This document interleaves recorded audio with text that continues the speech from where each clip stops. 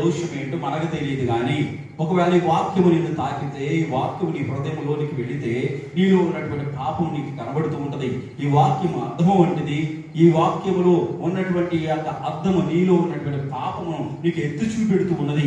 నీవు పాపము చేశానని నీ హృదయమును కనిపిస్తే, మాకు కనిపించిన అవసరం లేదు, నీ హృదయమును కనిపిస్తే దేవుడు ఈ వాక్యం ద్వారా నేను చేయాలనుకుంటున్నాడంటే నీలో ఉన్నటువంటి పాపమునైనా కడిగి వెళ్ళే నాశపడుతున్న నీ పాపము విడిచిపెట్టు.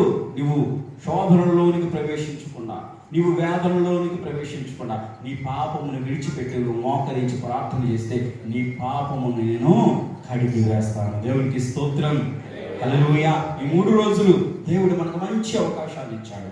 ఈ మందిరంలో, దేవుని యొక్క మందిరంలో గడిపి మోకరించి ప్రార్థన చేయడానికి. కానీ మనకి ఏంటంటే, ఈ లోపల ఉన్నటువంటి వాడు నీలో ఇంకా పాపము ఉంది కాబట్టి నిన్ను ఎక్కడ ఉండనివ్వట్లేదంటే, నీలో ఉన్న సాతాను గాడు దేవుని యొక్క మందిరంలో నిన్ను ఉండనివ్వడం లేదు. దేవుని యొక్క మందిరంలో నీవు ఉండలేకపోతున్నావంటే, బయటికి నెట్టివేయబడుతున్నావంటే, నువ్వు బయటికి లాక్కుపోతున్నాడంటే ఈ సాతాను గాడు నీలో ఏమున్నదంటే ఇంకా పాపము అలాగే ఉన్నది. పాపం విడిచిపెట్టు, ఆ దోషమును విడిచిపెట్టు, ఆ యొక్క ఆజ్ఞాతిక్రమమును విడిచిపెట్టు.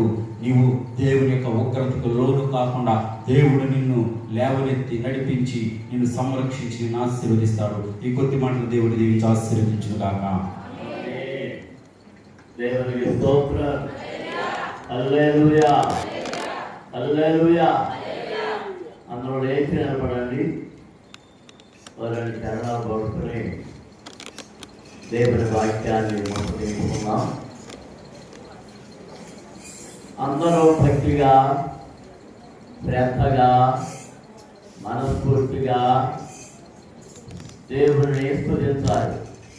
ఈ సంవత్సరం పాట పుస్తకంలో 34 పాట ఎర్రవేళలందు కష్టకాలు ఎర్ర వేళలందు కష్టకాలమందు వల్ల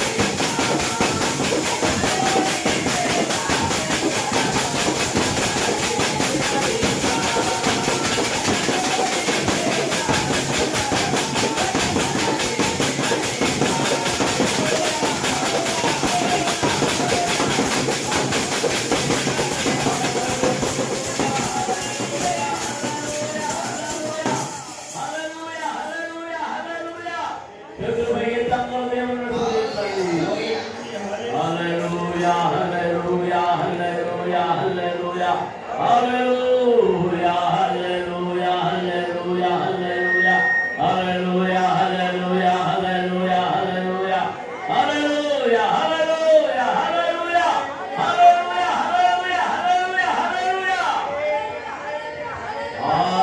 ఆమేన్ ఆమేన్ ఆమేన్. అందరూ కూర్చోండి.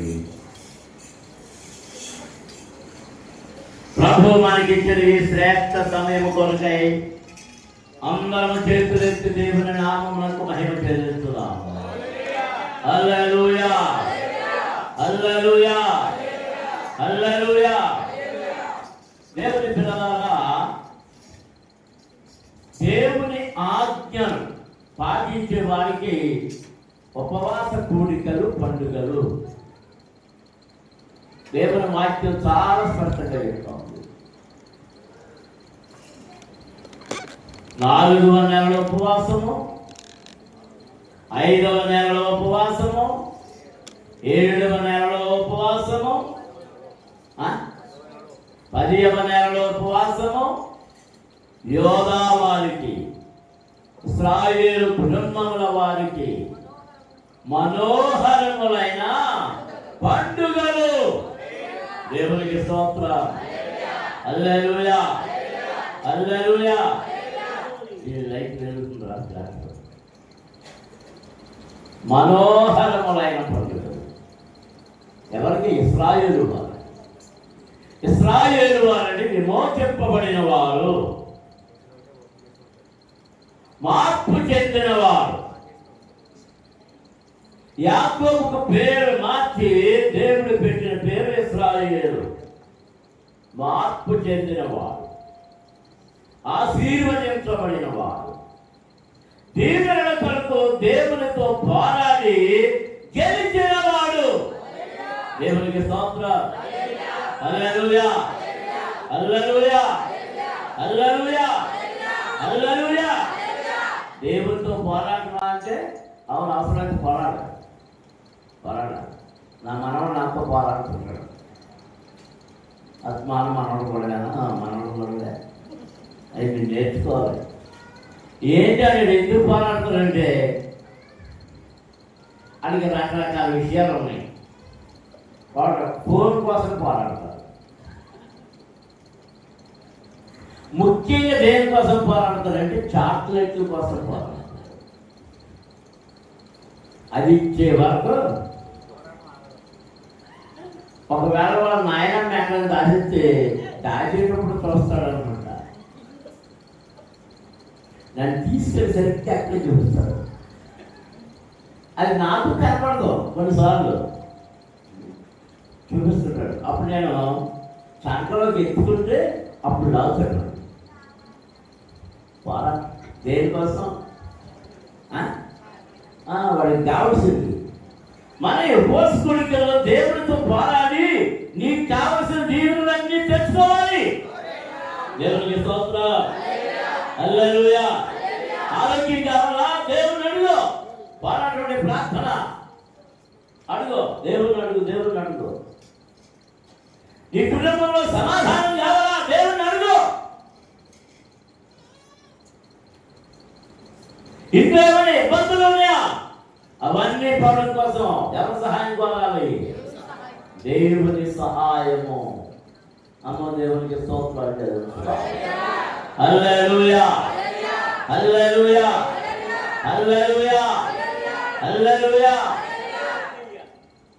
మనము దేవుని పిల్లలను అనిపించుకోవడానికి దేవుడు మనకు ఎంత గొప్ప కృపవరాన్ని ఇచ్చాడో అది మీరు పొందుతున్నారో లేదు. నేనైతే దాని ఎప్పటిలా సంతోషిస్తూ ఉన్నాను, దాని ఎలా సంతోషిస్తున్నా. నేనేమని చెప్పుకోవడానికంటే నేను దేవుని కుమారుడను చెప్పుకోవడానికి. మీకు ఎవరికైనా ఆ ధైర్యం ఉందా? ఆ ధైర్యం ఉందా? ఎవరికి లేదు. Very good. నాకు మాత్రం ఉంది. నేను దేవుని కుమారుడు, నేను దేవుని సేవకుడు అని చెప్పుకోవడానికి నాకు ధైర్యం ఉంది. ధైర్యం కలిగిన వాడే పొందుకుంటాడు. ధైర్యం లేని వాడికి ఏది దొరకదు.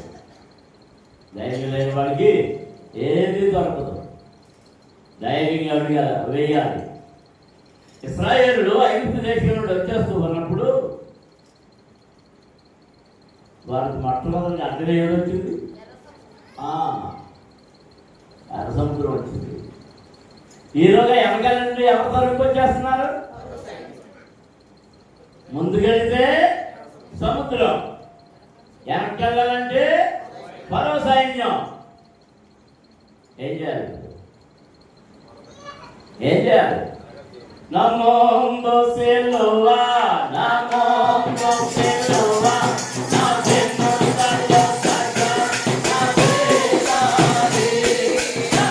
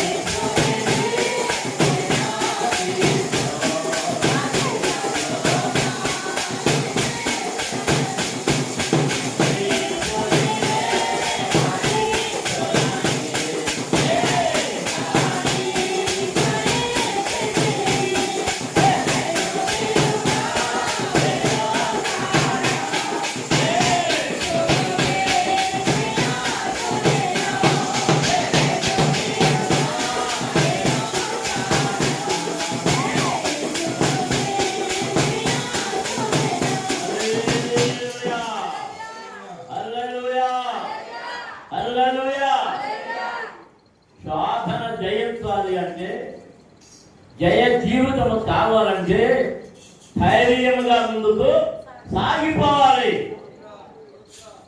వీళ్ళందరూ సడుగుతున్నారు, గొడుగుతున్నారు, మోషే మీద పడ్డారు. మోషే ఎవరి దగ్గర పడ్డాడు చెప్పండి? దేవుడు ఏమన్నాడు తెలుసా? ముందుకు సాగిపోండి. ఎదురుకి సాగిపోండి. సాగిపోయారు. ఏమైపోయింది సముద్రం?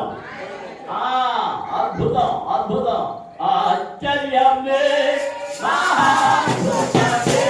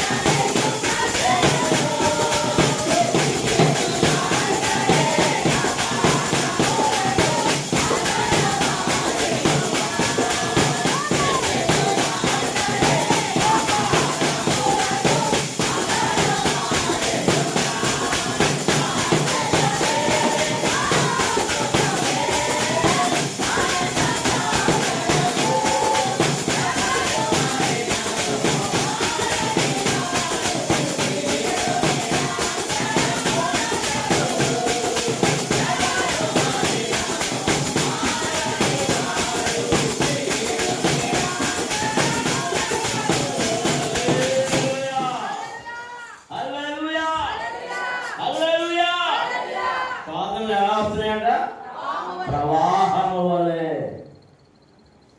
ఇశ్రాయేలుకి ఎన్నిసార్లు అలాంటి ప్రవాహాలు ఎదురుపడ్డాయో వాటన్నిటిలో నుండి దిగ్విజయంగా దాటిపోయారు. ఎందుకంటే వారితో, వారిలో, వారి మధ్య దేవుడు ఉన్నాడు.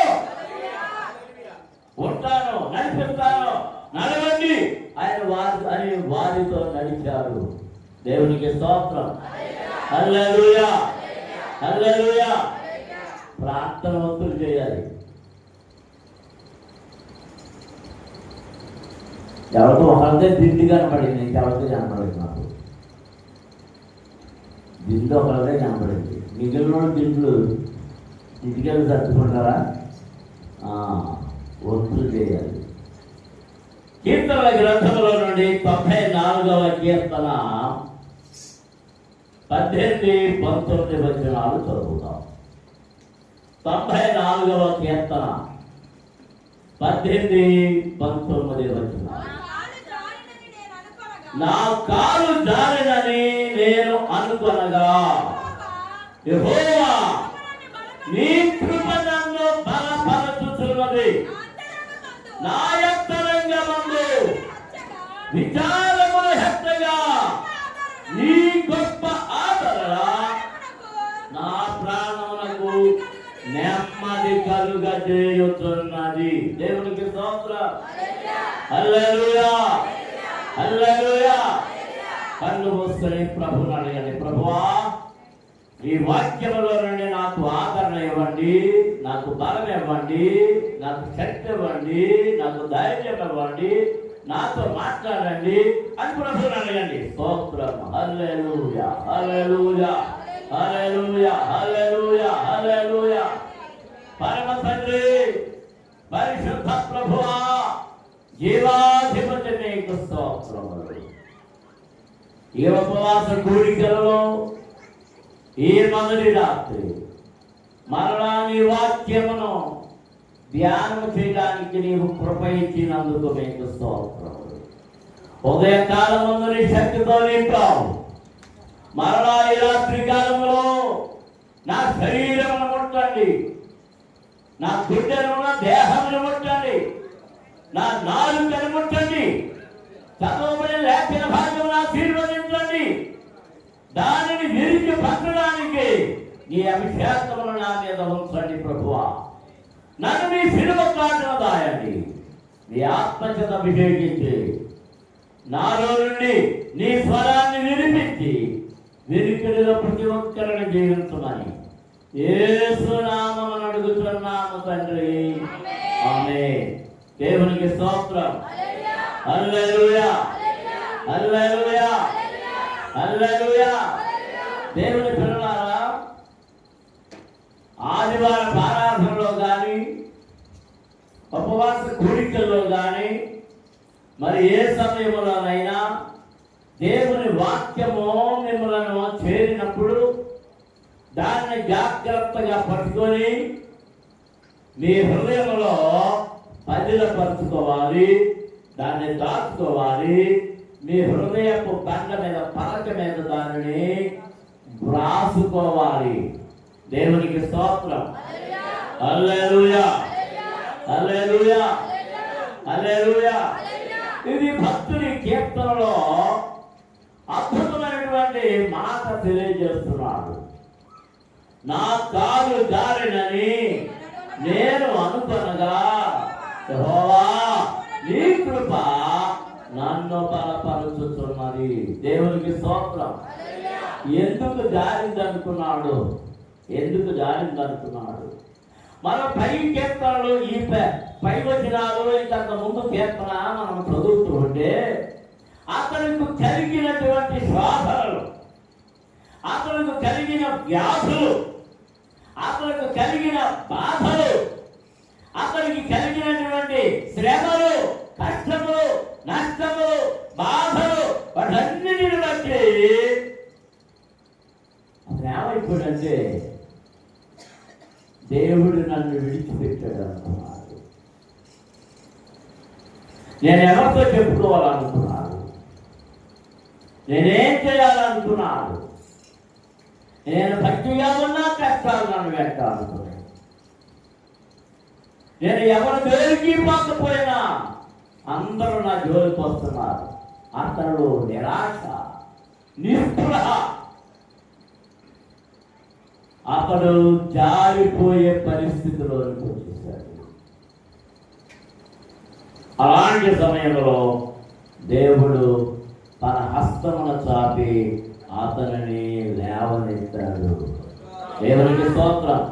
అందుచేత ఏమంటున్నానంటే, నా కాలు జారినని నేను అనుకొనగా యెహోవా నీ కృప నన్ను బలపరుచుచున్నది, నీ కృప నన్ను బలపరుచుచున్నది. దేవునికి స్తోత్రం. హల్లెలూయా. బలహీనతలో ఉన్నాము. ఆత్మ సంబంధమైన బలహీనతలో ఉన్నాము. శరీర సంబంధమైన బలహీనతలో ఉన్నాము.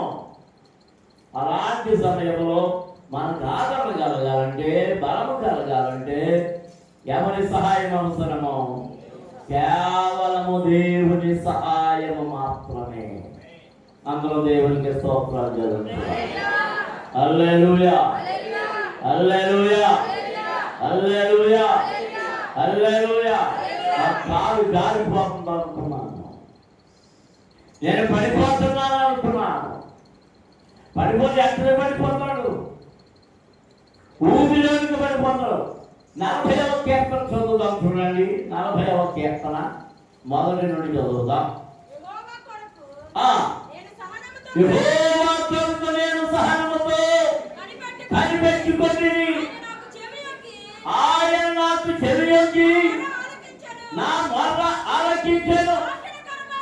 నాశనకరమైన గుంటలో నుండి, జిగటగల దొంగ భూమిలో నుండి ఆయన నన్ను పైకెత్తాను. నా పాదములు బండ మీద నిలిపి నా అడుగులు స్థిరపరచెను, నా అడుగులు స్థిరపరచెను. దేవునికి స్తోత్రం. హల్లెలూయా. ఈ మాటలు నాకు అనుభవించండి అందరూ. నా కాలు జారినని నేను అనుకొనగా, యెహోవా నీ కృప నన్ను బలపరుచుతున్నది. నా అంతరంగమందు విచారముల హెచ్చగా నీ గొప్ప ఆదరణ నా ప్రాణమునకు నెమ్మది కలుగజేయుచున్నది. దేవునికి స్తోత్రం. హల్లెలూయా, హల్లెలూయా. నాకు విచారముల హెచ్చని, నా అంతరంగంలో విచారములు. కూర్చున్న వాళ్ళు అనేక మందికి అంతరంగంలో విచారాలు ఉన్నాయి. పైకి చెప్పుకోలేదు, పైకి చెప్పుకోలేదు.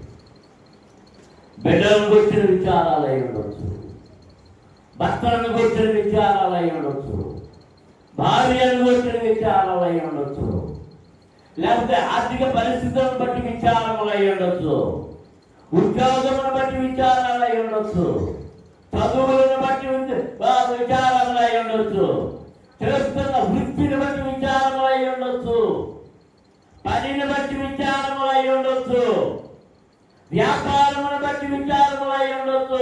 నా విచారములు, నా విచారములు, నా అంతరంగములు విచారముల హెచ్చగా. ఎక్కడ హెచ్చని? ఎక్కడ హెచ్చని? ఏంటి మొహం అలా ఉందా? మొక్క ఏమైపోయింది? అంతరంగం ముందు విచారములు హెచ్చినప్పుడు ఈ మొక్కగా రావడం తెలుసా? వికారముగా ఉంటుంది, వికారముగా. ఆ మొహంలో సంతోషం ఉండదు, ఆ మొహంలో ఉత్సాహం ఉండదు. అంతరంగం ముందు విచారం ఉన్నది కనుక పాట ఆనందంతో పాడలేము, సంతోషంతో గంతులేయలేము, దేవుని సన్నిధికి ఉత్సాహంగా రాలేము. ఏం పీడిస్తున్నాయి? ఏం పీడిస్తున్నాయి? విచారాలు. ఏ విచారాలు? అంతరంగమందు దాగిన విచారాలు. దేవునికి స్తోత్రం. అందరూ స్తోత్రాలు చేయవచ్చు. హల్లెలూయా, హల్లెలూయా, హల్లెలూయా. అలాంటి విచారాలు ఉన్నందు చేత నా కాలు జారిపోతానుకున్నాను, నేను పడిపోతాను అనుకున్నాను, జిగటగా దొంగ ఊరిలోకి వెళ్ళిపోతాను అనుకున్నాను. అయితే నువ్వేం చేసావు? ఏం చేసావు? ఏంటి మళ్ళీ ఏమింటున్నారు? మరి అసలు ఏమిటడానికి వచ్చారు?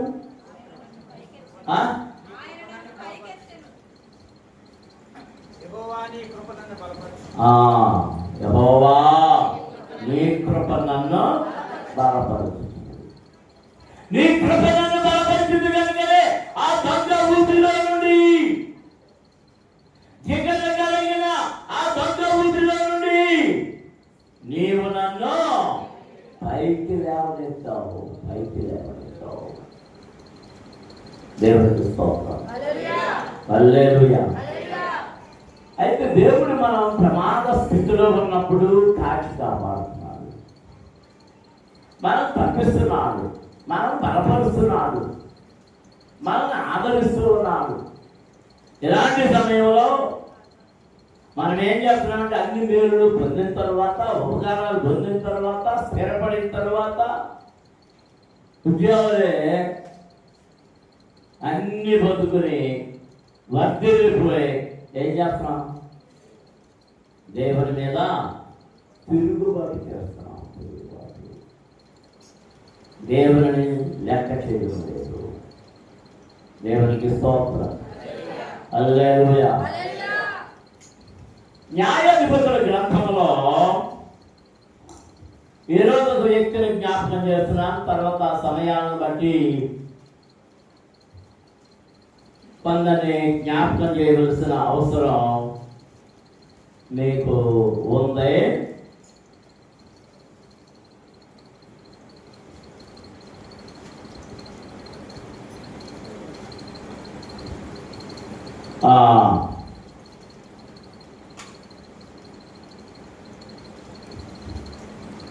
పదవ అధ్యాయం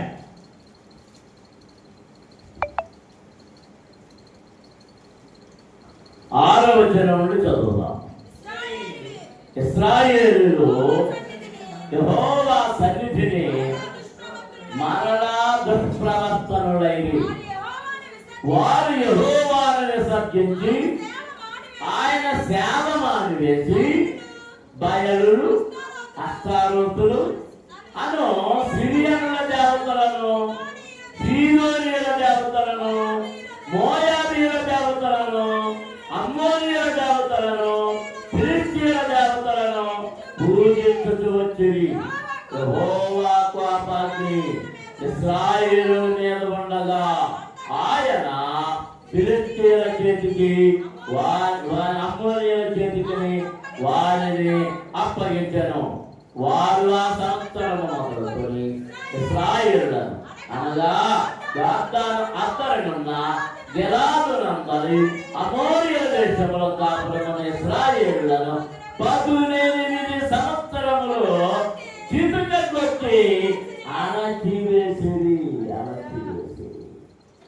దేవుడికి స్తోత్రం. హల్లెలూయా. మీకు ఒక ప్రశ్నాపత్రం చెప్తున్నా. ఈ ఉపవాసకోటాలు అయిపోయిన తర్వాత ఆ పై ఆదివారం, ఈ ఆదివారం అంటే పై ఆదివారానికి ఆ జవాబు మీరు రాసురాలి. ఏంటి అంటే, ఏ న్యాయాధిపతి ఎన్ని సంవత్సరాలు పరిపాలన చేశారు? అర్థమైందా? ఏ న్యాయాధిపతి, ఆ న్యాయాధిపతి పేరు, ఆ న్యాయాధిపతి గోత్రం, అతడు ఎన్ని సంవత్సరాలు పరిపాలన చేశాడు? అదొకటి. ఎన్నిసార్లు దేవుని మీద తిరుగుబడ్డారు వీళ్ళు? ఎన్నేసి సంవత్సరాలు ఫిలిష్తీయులకు, మిద్యానీయులకు, అమాలేకీయులకు, అమ్మోనీయులకు ఎలాంటి వారికి అప్పగించబడి ఎన్నేసి సంవత్సరాలు బానిసలుగా వారి చేతి కింద ఉన్నారు? అది రాసుకోవాలి. న్యాయపరులు ఉన్నాయి అక్కడే కనపడదు. ఇప్పుడు దేవుడు వారిని విడిచిపెట్టినంత చేత ఎన్ని సంవత్సరాలు శత్రువుల చేతికి అప్పగించబడ్డారు? ఇప్పుడు మనం చదివిన భాగంలో చెప్పండి, 18 సంవత్సరాలు. నీ దోషమును బట్టి, నీ అపరాధమును బట్టి, నీవు జారిపోయిన దానిని బట్టి, నీవు పడిపోయిన పరిస్థితిని బట్టి, ఆ తీవ్రతను బట్టి నీ మీదికి ఈ శిక్ష వస్తుంది. ఏంట శిక్ష? ఏంట శిక్ష? దేవుని చేయి విడిచిపెట్టేస్తాడు, అదే శిక్ష. దేవుడు తన చెయ్యి మనం విడిచిపెట్టేస్తే నాకు శిక్ష. చెప్పండి, శిక్ష. మనం ఆదరించేవాడు ఉండడు, మనం పలకరించేవాడు ఉండడు, మన ప్రార్థన వినేవాడు ఉండడు, మనకు సహాయం చేసేవాడు ఉండడు.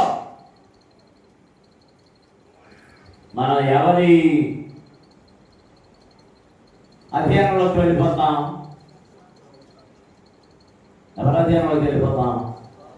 సాతానుడి యొక్క అధ్యయనంలోకి వెళ్ళిపోయి చీకటిలోకి ప్రవేశించేస్తాం. శోధన. దేవునికి స్తోత్రం. ఈ శోధన కాలంలో నువ్వు మొక్కుకున్నా పనికిరాదు. 1000 రూపాయలు మొక్కుకున్న పనికిరాదు, 5000 మొక్కుకున్న పనికిరాదు, 10,000 మొక్కుకున్న పనికిరాదు, 25,000 మొక్కుకున్న పనికిరాదు, 50,000 మొక్కుకున్న పనికిరాదు, 1,00,000 రూపాయలు మొక్కుకున్న పనికిరాదు. లంచం పుచ్చుకొని తన ఆ పద్ధతిని మార్చుకునే దేవుడు కాదు ఆయన. ఎలాగ మాట్లాడైనా ఎలాగా ఏం చేస్తాడంటే, నీవు తప్పు ఒప్పుకొని దానిని విడిచిపెట్టి ఆ తప్పు దేవుని దగ్గర ఇదిగోనైనా అని ఆయన అంగీకరించి సంతృప్తి పడే వరకు, ఆయన పాదముల మీద కన్నీరు విడిచే వరకు ఆయన నిన్ను విడిపించాడు. ఆయన మాత్రమే నీ శత్రువుల చేతి నుండి నిన్ను విడిపించగల సమర్థుడు. దేవునికి స్తోత్రం. హల్లెలూయా, హల్లెలూయా. జ్ఞాపకం చేసుకోనండి. నెబుకద్నెజరు ఏమన్నాడు? ఆజ్ఞ చేసింది దేవతని పూజించాలి. వాళ్ళు పూజించలేదు. వీళ్ళ మీద ఒక కన్నేసి ఉంచాడు కదా, వాళ్ళంటే అసూయపడుతున్న వాళ్ళు రాజు చెప్పారు, చెప్పవలసినట్టుగా చెప్పారు, కోపం వచ్చినట్టు చెప్పారు. ఈ శత్రుకు మెషిక అబేద్నెగోలు ఎవరికి స్నేహితులు మీకు తెలుసా? మీకు తెలుసు. దానియేలు స్నేహితులు. దానియేలు, శత్రుకు మెషిక అబేద్నెగో వీళ్ళందరూ ఒకసారి తీసుకురాబడ్డవారు. వీళ్ళందరూ ఆహార విషయంలో కూడా దానియేలు యొక్క గైడెన్స్ లో, లీడర్షిప్ లో మాకు ఈ ఆహారాలు వద్దు, మేము కూరగాయలు తింటాం, మేము వెజిటేరియన్స్ అని మార్చుకున్నవారు.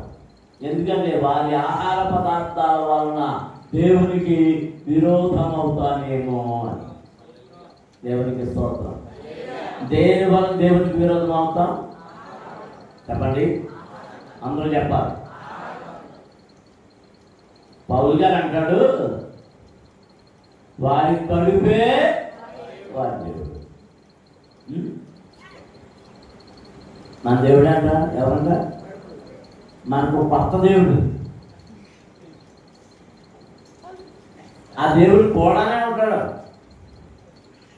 ఆ దేవుడిని సంతృప్తి పరచకపోతే మనకి ప్రాణం కుదురలో ఎవరిని లెక్క చేయం. ఈ దేవుడు తప్ప.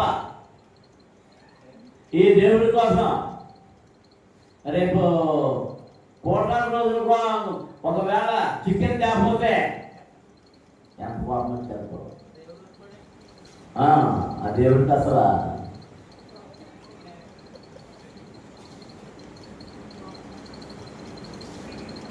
దానియేలు, శత్రుకు మెషిక అబేద్నెగోలు ఏం తిన్నా? టమాటా తిన్నారా? చికెన్ తిన్నారా? మటన్ తిన్నారా? లేకపోతే దాన్ని ఏమంటారు, పోర్క్ తిన్నారా? ఆ పోర్క్ పెడతారేమో అని ఎన్ని తిప్పలు వద్దన్నారు. అలాంటి దానియేలు రాజ్యంలో 3వ వాడిగా ఉన్నాడు. అలాంటి వారి స్నేహితుల మీద పితూరి వచ్చింది.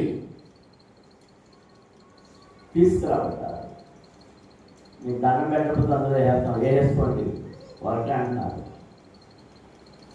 రాజువైన నెబుకద్నెజరు, నీవు నియమించిన ఈ అగ్నిగుండములో నుండి తప్పించగల సమర్థుడు నా దేవుడు. అలాంటి వాడు మా దేవుడు. అగ్నిగుండములో నుండి తప్పించగలైన సమర్థుడు. ఒకవేళ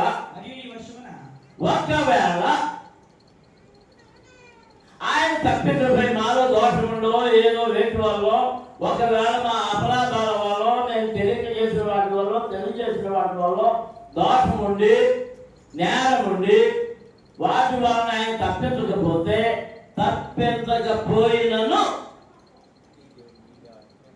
నేను మాత్రం నీ దేవతలకు నమస్కారం పెట్టాను. దేవునికి స్తోత్రం. అందరూ స్తోత్రాలు చేయాలి. హల్లెలూయా, హల్లెలూయా. రాజుగారి కోపం చేసింది. ఆ మంటను ఎన్ని ఎంతలు చేయమన్నారు? 7 ఎంతల మంటలు ఏమన్నారు? 2 ఎంతలు కాదు, 7 ఎంతలు. చింతనిప్పులు తెచ్చి చింతకాలంలో తెచ్చేసారు. బాగా కాలే కర్రలు, బగమండే కర్రలు అవన్నీ తెచ్చేసారు. ఇదివరకు పొలాల పోయినప్పుడు ఏ కర్ర మండుతుందో ఏ కర్ర మండదో తెలిసేది. జీడి మామిడి కర్ర సరిగా మండదు, మామిడి పొలం మండదు. అదే చింత ముద్ద అనుకోండి, చర్ చర్ చర్ చర్ మంట.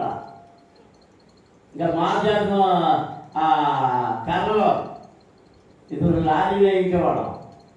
మారుజాత కర్ర లారీ వేయించుకున్నప్పుడు సఫలైపోయిన తర్వాత ఇంచుమించు సంవత్సరం పాటు పిల్లలు రాష్ట్ర పిల్లలకి వంటలు వండినా సరిపోయేది.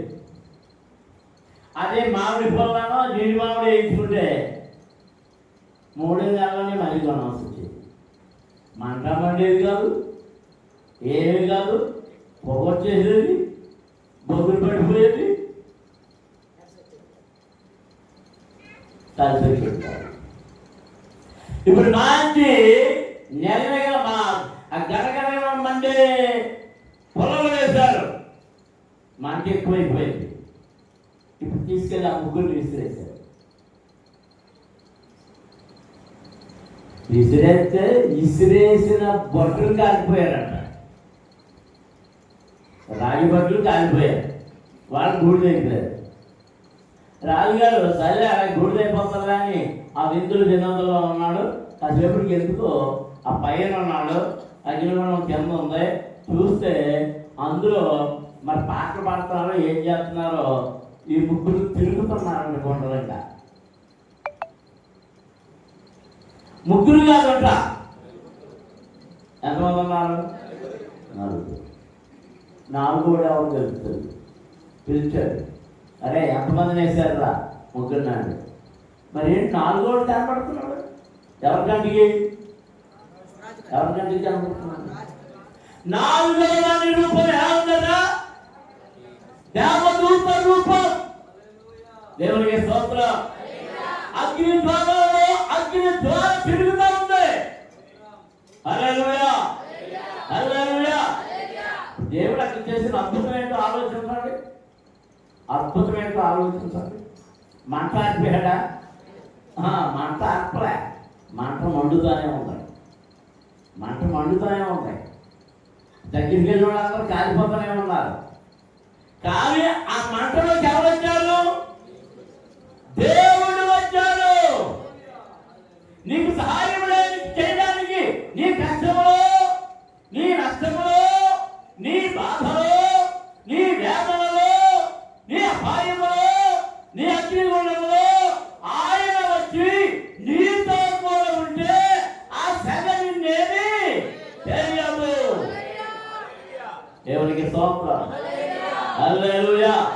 97వ కీర్తన చదువుదాం. 97వ కీర్తన.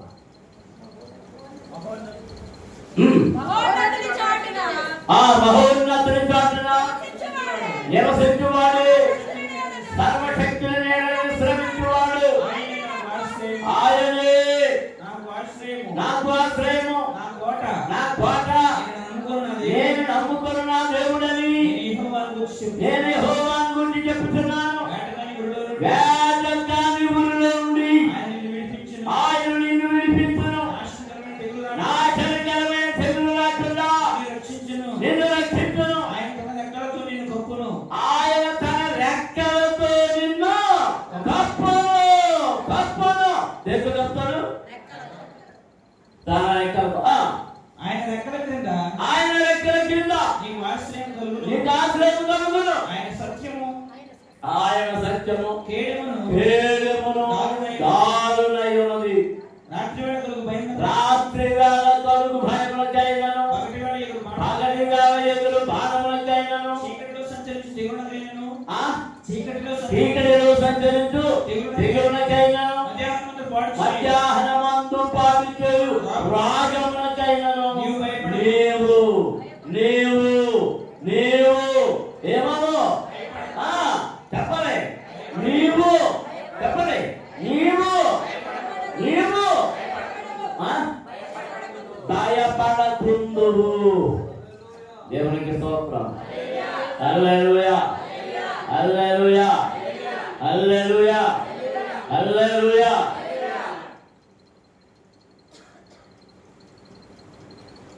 ఇది వరకు తండ్రులు పిల్లలను కొట్టేవాడు. ఆ బెత్తలతో కొడుతుంటే తల్లి ఏం చేసేవాడంటే ఆ బయటకి కప్పేసేసి పక్కన లాగేసేవాడు. దెబ్బ తగిలితే ఎవరు కలుగుతుంది? అమ్మకి. అమ్మకి కలుగుతుంది. ఏ దేవుడు నీ తల్లి కన్నా నీ తండ్రి కన్నా ఎక్కువగా నిన్ను ఆదరించేవాడు. ఆయన రెక్కలతో కప్పినప్పుడు ఆ రెక్కల కింద నీవు దాచబడినందుచేత ఆ బాణం కానీ ఆ రోగం కానీ ఆ బలహీనత కానీ ఎండ దెబ్బ కానీ వరదెబ్బ కానీ వర్షపు దెబ్బ కానీ వరగండ్లు కానీ పిడుగులు కానీ నిన్ను తాకనే తాకవు. దేవునికి స్తోత్రం. హల్లెలూయా హల్లెలూయా. ఎంత కృప కలిగిన వాడు, ఎంత దయ కలిగిన వాడు, ఎంత మహోన్నతుడు ఆయన. దేవునికి స్తోత్రం. అందరము స్తోత్రాలు చెల్లిస్తున్నాం. హల్లెలూయా హల్లెలూయా. అలాంటి ఆయన చెయ్యని విడిచిపెట్టి కానీ మనం ప్రక్కకు వెళితే ఆయన మన వెనక రాడు. మనము ఆయన వెనక వెళ్ళాలి, ఆయనతో వెళ్ళాలి, ఆయన చేపట్టుకోవాలి. కానీ మన వెనకాల ఆయన రావాలని చూడదు. ఒక ప్రశ్న వేస్తున్నాను. ఆఖరి ఎంతమందికి తెలుసు? నేను చూడలేదని నేను ఎప్పుడు పలకరించలేదు అన్నది తెలుసుకోవాలి. తెలిసినోడు ఎంతమంది? ఆఖరి తెలిసినోడు ఎంతమంది చేస్తాడు? ఆఖరినే పంపేయమంటారు.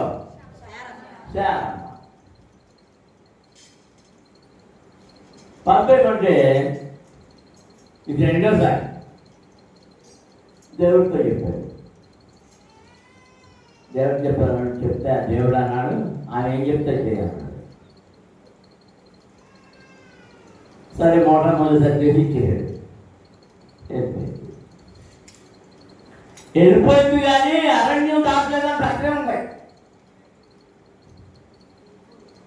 అక్కడ తీసుకొని వెళ్ళింది కానీ అది 14 సంవత్సరాలు 15 సంవత్సరాలు ఉన్నాయి. ఇప్పుడు ఎందుకు పంపారు? ఇస్సాకు పుట్టినప్పుడు విందు చేస్తే ఎక్కిరించాడు. మరి ఏది ఎక్కిరించాడో అమ్మ శారమ్మ గారికి బాధ కలిగి వాళ్ళిద్దరు పంపేయమన్నాడు. బుధాన్ని వేసి పంపాడు. ఏదేసి పంపించాడు? ఆహారము నేల తిట్టే అలా బతకడానికి కావాల్సి అని ఇచ్చి పంపించాడు. ఈవిడేం చేసింది? బడాయిగా అక్కడే తిరుగుతుంది, అక్కడే తిరుగుతుంది. నీళ్ళు అయిపోయింది. ఇప్పుడు ఏడవడం మొదలుపెట్టింది. ఈవిడ ఉద్దేశం ఏంటంటే నా వెనకాల అత్తరంగా వస్తాడు.